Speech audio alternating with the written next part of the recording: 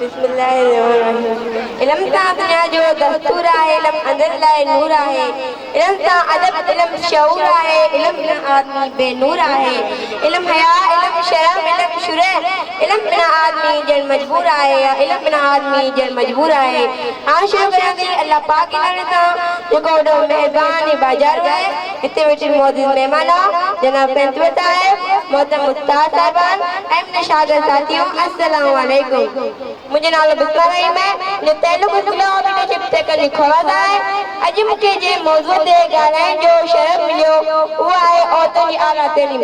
जनाब सदर मां जाना थी त इन ऊंदा माशरे में औरतों के आला तैलीम जान से परे पर हिते इन मौजूद दे ॻाल्हाइण में गुनाह समझो वेंदो आहे।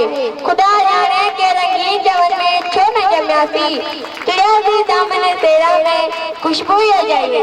मुझे भाइयों पांच भी इस्लामी तारीख से तो नजर जुड़ाए खास पांच इस्लाम में एड़ी गाल किथे में नजर नथी अचे जिते और खे रोकियो या और खान तेली मादर कन जो हक खाते हुए हो जे। असानी मजहब वो पेरी मजहब है जे सब का अधिक और के मुकाम दिनु। इस्लाम वो मजहब है जो और के बराबर जो मर्तबा दिनु। वो मजहब वाली औरतों का तेलीम के बारे में कितना इंसाफी कर सके। जनाब आला अगर इस्लाम में पाबंदी हुजी हा तो वो इस्लाम में पैगाम कौन ये हा तेरे मादे और के फर्ज है। इस्लाम की तालीमात में तालीम सफा जरूरी है। कुरान मजीद में पेड़ लफ्ज़ पढ़ो इन हुकुम मौजूद मादे और में फर्क न है।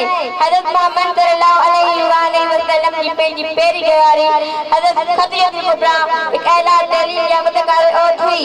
जनाब आला मु इस्लाम निकल उन्हें लगे जो कि इस्लाम के नाले ये के हो तो इस्लाम और के तालीम हासिल करने जान न दे मगर मजहब की सही जान न होने करे असी दुनिया का पोते जे आयो।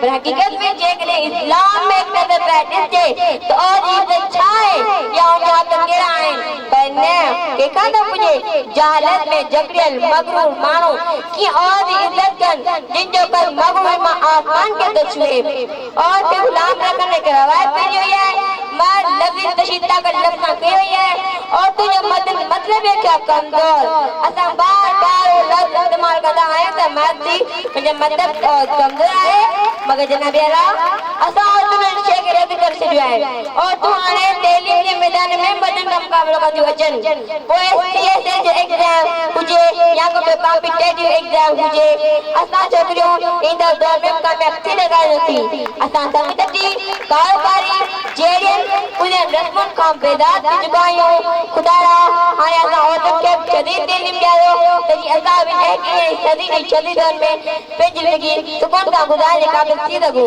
असा आईना उंदे ता जो अटबू असा ये दादा नदिया जाना इल्म का को दौलत है वो छो वादी में यानी के दौर का मेरून ना रखन इल्म ता इंसान दौर के मठाओ कर है गरा मर्द पर यानी के तेरी रकम मेरून रखना है तो यानी ने बड़ा धन है जगह जो उन्हें शादी कराई जाए क्यों अगर यानी के नौकरी करना थी जनाब आला असा ये माशरे बदबूदार सोच है तो यानी की तालीम में खर्च करा पैसे ध्यान है खुदारा हाने सोचू बदलायो यानी तवानी औलाद है उन्हन के पूरा हक दियो जिम्मेदार वादी मांगे फिर यानी के खुद स्कूल या कॉलेज वठी वञो ऐं खुद रक्त ते वठी अचो त जीअं पाण जिम्मेदार समाज जोड़े सघूं।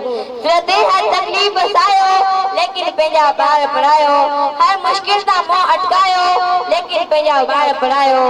इल्म ताईं इंसान जी हिम्मत इल्म सुहाओ इल्म जी ताकत वक्ती हर को चैन वञायो लेकिन पंहिंजा ॿार पढ़ायो। दुनिया के बचाइण खातिर मुस्तक़बिल के ठाहिण खातिर तोड़े पंहिंजा खर्च घटायो लेकिन पंहिंजा ॿार पढ़ायो। वक्त ॾुखियो बि गुज़री वेंदो दर्द न पूरो विसरी वेंदो तोड़े पंहिंजा खर्च घटायो लेकिन पंहिंजा ॿार पढ़ायो। Thank U.